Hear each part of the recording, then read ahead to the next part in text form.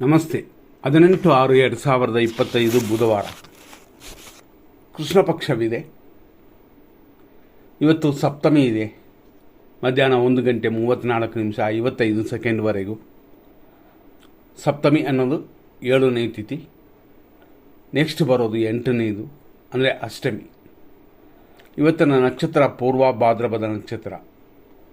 ರಾತ್ರಿ 12:22:41 ಇವತ್ತಿನ ದಿನಕ್ಕೆ ಇರುವಂಥ ಯೋಗಗಳು ಅಂತಂದರೆ ಧನ ಪ್ರಾಪ್ತಿ, ಅಮೃತ ಇಂಥದ್ದೆಲ್ಲ ಕೂಡಿ ಬರೋದರಿಂದ ಶುಭ ದಿನವಾಗಿದೆ. ಆದರೂ ಈ ಪೂರ್ವಭಾದ್ರ ನಕ್ಷತ್ರದಲ್ಲಿ ಮಾಡುವಂಥ ಕಾರ್ಯಗಳು ಮುಹೂರ್ತ ಕಾರ್ಯಗಳಲ್ಲ. ಮಂತ್ರ ಸಿದ್ಧಿಪಡಿಸೋಕ್ಕೆ, ಶಾಂತಿ ಪರಿಹಾರ ಮಾಡೋಕ್ಕೆ ಮತ್ತು ಸ್ವಾಮಿಯ ಅನುಗ್ರಹಕ್ಕಾಗಿ ಪೂಜೆಗಳು ಮಾಡೋಕ್ಕೆ, ಆದರೆ ಮುಹೂರ್ತ ಕಾರ್ಯಗಳಿಲ್ಲ. ಈ ರೀತಿಯಾಗಿ ಈ ದಿನವಿದೆ. ಇವತ್ತು ಗರುಡ ದರ್ಶನ ಮಾಡಿ ಅಥವಾ ಗರುಡ ಪುರಾಣ ಓದಿ ಧೈರ್ಯ ಬರುತ್ತದೆ. ಇವತ್ತು ಉತ್ತರ ದಿಕ್ಕಲ್ಲಿ ಶೂಳವಿದೆ, ಅಂದರೆ ಶೂಳ ಅಂತಂದರೆ ದೋಷವಿದೆ ಅಂತ. ಹಂಗಾಗಿ ಈ ದಿನದಲ್ಲಿ ಹಾಲಿನ ಅಭಿಷೇಕ ದೇವರಿಗೆ ಮಾಡ್ಬೋದು. ಮನೆಯಲ್ಲಿರೋರು ಮನೆಯಲ್ಲಿರುವ ಚಿಕ್ಕ ವಿಗ್ರಹಕ್ಕೂ ಮಾಡ್ಬೋದು. ಅದನ್ನೇ ಪ್ರಸಾದ ಅಂತ ತಗೋಬೋದು. ಈ ರೀತಿಯಾದ ಇವತ್ತಿನ ದಿನ ಧನ ಪ್ರಾಪ್ತಿ ಇದು ಖಂಡಿತವಾಗಿಯೂ ರಾತ್ರಿಯವರೆಗಿದೆ. ಆನಂತರ ಒಳ್ಳೆಯದಾಗಿದ್ರೂ ಕೂಡ ಧನಹಾನಿ ಅಂತಿದೆ. ಆದರೂ ಆ ನೈಟಲ್ಲಿ ನಾವು ಏನು ಕಾರ್ಯಗಳನ್ನ ಮಾಡೋದಿಲ್ಲ. ಈ ರೀತಿ ಈ ದಿನವಿದೆ. ಇವತ್ತಿನ ದಿನದಲ್ಲಿ ಕಾಲಾಷ್ಟಮಿ ಅಂತ ಬರುತ್ತದೆ, ಅಂದರೆ ಸಪ್ತಮಿ ಆದ ಮೇಲೆ ಮಧ್ಯಾಹ್ನದ ನಂತರ. ಮತ್ತು ಬೇರೆ ವಿಷಯಗಳು ಅಂತಂದರೆ ಭಗವತಾಷ್ಟಮಿ ಅಂತಲೂ ಇದನ್ನು ಅಂತೀವಿ. ಭಗವಂತನ ಅನುಗ್ರಹ ಪಡೆಯೋಕ್ಕೆ ಈ ಅಷ್ಟಮಿಯಲ್ಲಿ ಪೂಜೆಗಳು ಪರಿಹಾರಗಳು ಮಾಡ್ಬೋದು. ಇದು ಮಧ್ಯಾಹ್ನದ ನಂತರ. ಮತ್ತು ಬೇರೆ ವಿಷಯಕ್ಕೆ ಬರೋಣ. ಆಷಾಢ ಬಂದುಬಿಡ್ತು, ಹಂಗಾಗಿ ಹತ್ತಿರದಲ್ಲೇ ಇದೆ. ಮತ್ತು ಬೇರೆ ಬೇರೆ ವಿಷಯಗಳು ಅಂತಂದರೆ ನಕ್ಷತ್ರ ಪಾದಗಳು. ಇವತ್ತಿರುವಂಥ ಪೂರ್ವಭಾದ್ರ ನಕ್ಷತ್ರ ಮಾನುಷ್ಯ ಗಣ. ಮತ್ತು ಬೇರೆ ವಿಷಯಗಳು ಅಂತಂದರೆ ನೆಕ್ಸ್ಟ್ ಬರುವಂಥ ಉತ್ತರಾಭಾದ್ರ ನಕ್ಷತ್ರವು ಮಾನುಷ್ಯ ಗಣ. ಇವತ್ತು ಕುಂಭರಾಶಿ ಇದು ರಾತ್ರಿ, ಅಂದರೆ ಸಂಜೆ 6:35 PM ವರೆಗೂ. ಆನಂತರ ಮೀನರಾಶಿ ಪ್ರಾರಂಭವಾಗುತ್ತದೆ. ಹಂಗಾಗಿ ಇವತ್ತು ಕುಂಭ ಮತ್ತು ಮೀನ ಅಂತ 2 ರಾಶಿ ಇದೆ, 2 ನಕ್ಷತ್ರಗಳಿದೆ. ಬೆಳಗ್ಗೆ 5:54 6:54 ಇದರಲ್ಲಿ ನಕ್ಷತ್ರ ಪಾದಗಳನ್ನ ನಾವು ನೋಡ್ಕೊಳ್ಳೋಣ. ಪೂರ್ವ ಭಾದ್ರಪದ ನಕ್ಷತ್ರ 1ನೇ ಪಾದ ಕುಂಭರಾಶಿ. ಆನಂತರ ಮಧ್ಯಾಹ್ನ 12:45 2ನೇ ಪಾದ ಪೂರ್ವಭಾದ್ರ ನಕ್ಷತ್ರ. ಆಮೇಲೆ ಅಂದರೆ 12:45 ಸಂಜೆ 6:35 ಪೂರ್ವಭಾದ್ರ ನಕ್ಷತ್ರ 3ನೇ ಪಾದ. ಸಂಜೆ 6:35 ನಂತರ ರಾತ್ರಿ 12:23 ಪೂರ್ವಭಾದ್ರ ನಕ್ಷತ್ರ 4ನೇ ಪಾದ, ಆದರೆ ಮೀನರಾಶಿ. ಸಂಜೆ 6:35 ಕುಂಭರಾಶಿ ಮುಗೀತದೆ. ಅಲ್ಲಿಂದ ಮೀನರಾಶಿ ಪ್ರಾರಂಭವಾಗುತ್ತದೆ. ರಾತ್ರಿ 12:23 ನಂತರ ಉತ್ತರ ಭಾದ್ರಪದ ನಕ್ಷತ್ರ ಪ್ರಾರಂಭವಾಗಿ ನಾಳೆಯವರೆಗೂ, ಅಂತಂದರೆ 19ನೇ ತಾರೀಕುವರೆಗೆ ಇರುತ್ತದೆ. 19ನೇ ತಾರೀಕು ಉತ್ತರ ಭಾದ್ರ ನಕ್ಷತ್ರ, ಅಂದರೆ ನಾಳೆ ರಾತ್ರಿ 11:16 ನಾಳೆ ಖಂಡಿತವಾಗಿ ಅಭಿವೃದ್ಧಿ ಉಂಟು, ಸಿದ್ಧಿ ಉಂಟು, ರಾಜ್ಯ ಸನ್ಮಾನವೆಲ್ಲ ಇದೆ. ಆದರೂ ಅಷ್ಟಮಿ ಇರೋದರಿಂದ, ಅಷ್ಟಮಿ ನವಮಿ 2 ಇರೋದರಿಂದ ಒಳ್ಳೆಯ ಕಾರ್ಯಗಳನ್ನ ಧಾರಾಳವಾಗಿ ಮಾಡ್ಬೋದು. ಲಾಭ ಬರುವಂಥ ಹೊಸದಾಗಿ ಮಾಡುವಂಥ, ಅಂದರೆ ನೂತನ ಕಾರ್ಯಗಳು, ಒಂದು ಅಂಗಡಿ ಪ್ರಾರಂಭ ಮಾಡೋಕ್ಕೆ ಇಂಥದಕ್ಕೆಲ್ಲ ಖಂಡಿತ ನಾಳೆಯ ಸಮಯ ಉತ್ತಮವಲ್ಲ, ಅಷ್ಟಮಿ ಇರೋದರಿಂದ. ಆದರೆ ಲಕ್ಷ್ಮೀ ಪೂಜೆ ಮಾಡ್ಬೋದು. ಈ ರೀತಿ ಇವತ್ತಿನ ವಿಷಯವನ್ನು ತಿಳ್ಕೊಳ್ಳಿ. ಮತ್ತು ಇವತ್ತಿನ ವಿಷಯಕ್ಕೆ ಮತ್ತೆ ಬರೋಣ. 100% ಶುಭ ಅಶುಭ ವಿಷಯಗಳಿಗೆ ನಾವು ಹೋಗೋಣ. ಇದರಲ್ಲಿ ಹೋರೆಗಳಿರುತ್ತದೆ ಮತ್ತು ಶುಭ ಮುಹೂರ್ತಗಳಿರುತ್ತದೆ, ಲಗ್ನವೂ ಸೇರುತ್ತದೆ, ಗುರು ಹೋರೆ, ಶುಕ್ರ ಹೋರೆ, ಬುಧ ಹೋರೆ ಅಂತ ಶುಭ ಹೋರೆಗಳೆಲ್ಲ ಸೇರುತ್ತದೆ. ಆದರೂ ಶುಭವಾಗಿ ಇದ್ದರೆ ಮಾತ್ರನೇ, ಅಂದರೆ ಶುಭ ಹೋರೆಗಳು ಗುರು ಹೋರೆ, ಶುಕ್ರ ಹೋರೆ ಎಲ್ಲ ಇರುವ ಸಮಯಗಳಲ್ಲಿ ಮರಣ ಯೋಗವೋ, ನಷ್ಟವೋ ಮತ್ತು ವಿಷಕಾಲವೋ ಇರಬಾರದು. ಇದ್ದರೆ ಆ ಸಮಯವನ್ನು ದೂರ ಮಾಡಬೇಕು. ಇವತ್ತು 5:54 ಬೆಳಗ್ಗೆಯಿಂದ 7:13 ಶುಭವಾಗಿದೆ. 10:08 11:53ವರೆಗೂ ಶುಭವಾಗಿದೆ. ಮತ್ತು ಮಧ್ಯಾಹ್ನ 2 ಗಂಟೆ 1 ನಿಮಿಷದಿಂದ ಸುಮಾರು ರಾತ್ರಿ 12 ಗಂಟೆ 9 ನಿಮಿಷದವರೆಗೂ ಶುಭವಾಗಿದೆ. ರಾತ್ರಿ 12 ಗಂಟೆ 25 ನಿಮಿಷದಿಂದ 3 ಗಂಟೆ 37 ನಿಮಿಷ AM ಅಂದರೆ ಲೇಟ್ ನೈಟ್ವರೆಗೂ ಇದು ಒಂದು ಶುಭ ಸಮಯ. ಮತ್ತು ಬೆಳಗಿನ ಜಾವ 5:56ನ ಮೇಲೆ ಸೂರ್ಯೋದಯದವರೆಗೂ ಶುಭವಾಗಿದೆ. ಈ ಸಮಯಗಳಲ್ಲಿ ನಿಮ್ಮ ಒಳ್ಳೆಯ ಕಾರ್ಯಗಳನ್ನ ಅಂದರೆ ದೇವತಾ ಕಾರ್ಯಗಳನ್ನ ಮಾಡ್ಬೋದು, ಪೂಜಾ ಕಾರ್ಯಗಳನ್ನ ಮಾಡ್ಬೋದು. ಇದಕ್ಕೆಲ್ಲ ಅನುಕೂಲವಿದೆ ಅಂತ ತಿಳಿದು ನೀವು ಮಾಡಿದ್ರೆ ಖಂಡಿತವಾಗಿ ಯಾವುದೇ ದೋಷಗಳಾದರೂ ಅದೆಲ್ಲ ದೂರವಾಗುತ್ತದೆ. ಇದರಲ್ಲಿ ನಾವು ಫಸ್ಟ್ ಉದಾಹರಣೆ ನೋಡಬೇಕು ಅಂತಂದರೆ ಬೆಳಗ್ಗೆ ಕೊಟ್ಟಿರುವ 5:54ರಿಂದ 7:15ವರೆಗೂ ಅಂದರೆ 7:13ವರೆಗೂ ಚೆನ್ನಾಗಿದೆ ಅಂತ ಕೊಟ್ಟಿದ್ದೀವಲ್ಲ. ಈ ಸಮಯದಲ್ಲಿ ಸಪ್ತಮಿ ತಿಥಿ ಇದೆ, ಶುಭವಾಗಿದೆ. ಮತ್ತು ಚಂದ್ರನು ಇರುವಂಥದ್ದು ಕುಂಭರಾಶಿಯಲ್ಲಿ ಇದೆ. ಹಂಗಾಗಿ ಕುಂಭರಾಶಿ ಅನ್ನೋದು ಶುಭ ರಾಶಿಯೇ. ಇದರಲ್ಲಿ ಗುರುವಿಗೆ ಶುಭ ಸ್ಥಾನದಲ್ಲಿ ಚಂದ್ರನು ಕೂತಿರುತ್ತದೆ. ಈ ರೀತಿ ಇರೋದರಿಂದ ನಾವು ಕೊಟ್ಟಿರೋ ಒಳ್ಳೆಯ ಟೈಮ್ನ ಒಳ್ಳೆಯ ಸಮಯವನ್ನು ಉಪಯೋಗಿಸಿ ಕೆಲವು ಕಾರ್ಯಗಳನ್ನ ಮಾಡ್ಬೋದು. ಮುಹೂರ್ತ ಕಾರ್ಯಗಳು ಇವತ್ತು ಇಲ್ಲವೇ ಇಲ್ಲ ಅಂತ ಇದನ್ನು ತಿಳಿದು ನಿಮ್ಮ ಕಾರ್ಯಗಳನ್ನ ಮಾಡಿ. ಮತ್ತು ಇನ್ನೊಂದು ಕೆಲವು ವಿಷಯಗಳಲ್ಲಿ ಅಭಿವೃದ್ಧಿಯನ್ನು ಹೊಂದುವ ಸಮಯವಾ ಶುಭ ಕಾರ್ಯಗಳನ್ನ ಮಾಡಬಹುದಾ ಅಂತಂದರೆ ಇವತ್ತಿಲ್ಲ ಮತ್ತು ನಾಳೆ ಇದೆ. ಆದರೆ ನಾಳೆಯೂ ಅಷ್ಟಮಿ ನವಮಿ ಬಂದಿರೋದರಿಂದ ಅದು ತಿಥಿ ದೋಷವಿದೆ. ನಕ್ಷತ್ರ ದೋಷವಿಲ್ಲ ಅಂತಾದರೂ ತಿಥಿ ದೋಷವಿದ್ದರೆ ದೋಷ ಬರುತ್ತದೆ ಅಂತ. ಹಂಗಾಗಿ ಪೂರ್ವಭಾದ್ರಾ ನಕ್ಷತ್ರ ಮತ್ತು ಉತ್ತರಾಭಾದ್ರಾ ನಕ್ಷತ್ರ ಒಳ್ಳೆಯ ನಕ್ಷತ್ರಗಳಾದರೂ ಕೂಡ ನೀವು ಹೆಚ್ಚಿನ ಗಮನ ಕೊಡಬೇಕಾಗ್ತದೆ. ಈ ರೀತಿ ಇವತ್ತಿನ ದಿನವಿದೆ. ಮತ್ತು ಬೇರೆ ವಿಷಯಗಳನ್ನ ನೋಡೋಣ. 100% ಅಶುಭ ಸಮಯ. ಇಂಥದ್ರಲ್ಲಿ ಯಾವುದನ್ನು ಪ್ರಾರಂಭ ಮಾಡಲೇಬಾರದು. 7:15ರಿಂದ 8:48 AM ನಕ್ಷತ್ರ ವಿಷಘಟಿಕಾ ಕಾಲ. ಹಾಗಾಗಿ ಪೂರ್ವಭಾದ್ರಾ ನಕ್ಷತ್ರದವರು ಸ್ವಲ್ಪ ಗಮನ ಕೊಡಿ. ಈ ಸಮಯದಲ್ಲಿ ಎಚ್ಚರವಾಗಿರಬೇಕು. 7:31ರಿಂದ 9:08 ಅಂದರೆ ಇನ್ನೂ ನಕ್ಷತ್ರ ವಿಷಘಾಟ ಮುಗಿದಿಲ್ಲ, ಅಷ್ಟರಲ್ಲಿ ಯಮಕಂಡ ಕಾಲವು ಸೇರೋದರಿಂದ ಗಮನ. ಮತ್ತು 7:56ರಿಂದ 10:06ವರೆಗೂ ಮೃತ್ಯು ಅಂದರೆ ಯಮಕಂಡ ಕಾಲವೂ ಮುಗಿದಿಲ್ಲ, ನಕ್ಷತ್ರ ವಿಷಘಟಿಕಾ ಕಾಲವೂ ಮುಗಿದಿಲ್ಲ, ಅಷ್ಟರಲ್ಲೇ ಮೃತ್ಯುವು ಸೇರುತ್ತದೆ. ಹಂಗಾಗಿ ಈ ಸಮಯವೇ ಅಧಿಕವಾದ ದೋಷ ಕೊಡುವ ಸಮಯ. ಏನೇ ಆದರೂ ಖಂಡಿತವಾಗಿಯೂ ಸಮಯಗಳನ್ನ ನೋಡೇ ನಿಮ್ಮ ಕಾರ್ಯಗಳನ್ನ ಮಾಡಬೇಕಾಗುತ್ತದೆ. ಯಾಕೆಂತಂದರೆ ಶುಭ ಸಮಯ ಬರೋದೇ 10 ಗಂಟೆ 8 ನಿಮಿಷದ ಮೇಲೆ 11:53ವರೆಗೂ. ಆದ್ದರಿಂದ ಎಚ್ಚರ.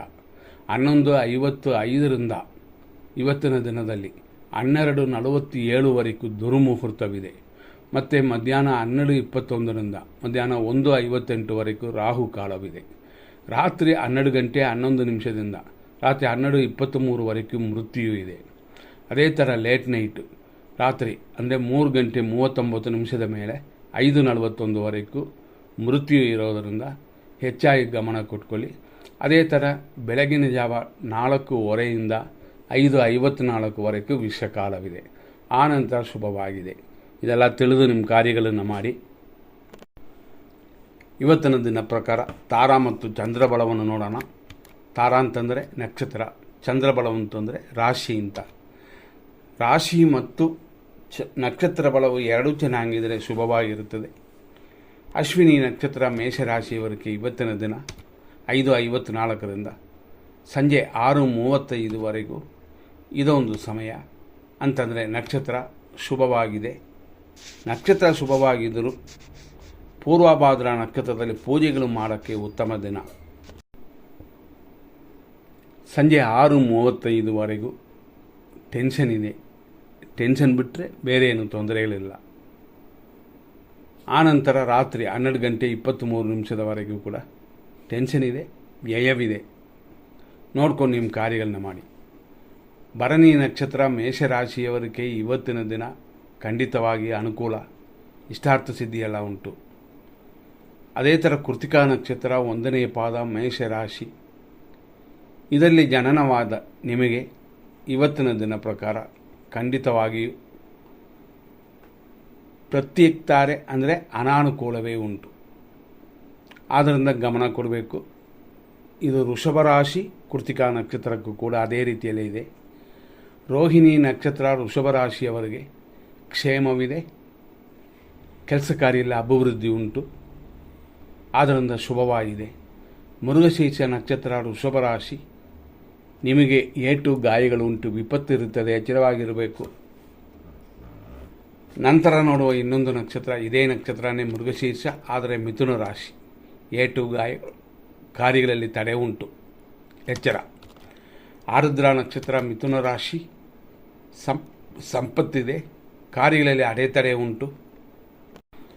ಪುನರ್ವಸು ನಕ್ಷತ್ರ ಮಿಥುನ ರಾಶಿ, ಜನ್ಮತಾರೆ. ದೇವರ ಕಾರ್ಯಗಳಿಗೂ ಅಂತ ಸ್ವಲ್ಪ ಖರ್ಚು ಮಾಡಿ. ಯಾಕೆಂತಂದರೆ ಅವರವರ ಜನ್ಮ ನಕ್ಷತ್ರ, ಜನ್ಮ, ಅನುಜನ್ಮ, ತ್ರಿಜನ್ಮ ಅಂತ 3 ಥರ ಇದೆ.